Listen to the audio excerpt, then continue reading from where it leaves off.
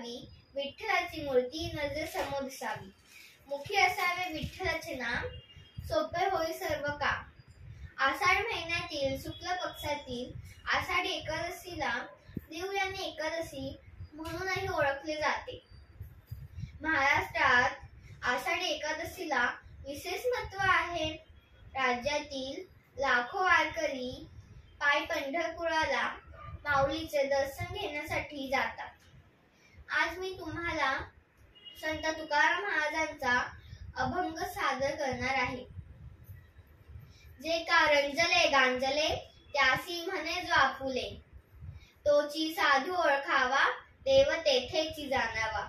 मृध सभाय नवनीत तैसे सज्जनाची चित्त.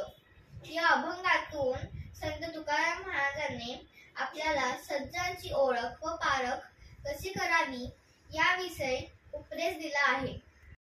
मृदू सभाय नवनीत तैसे सज्जनाची चित्त.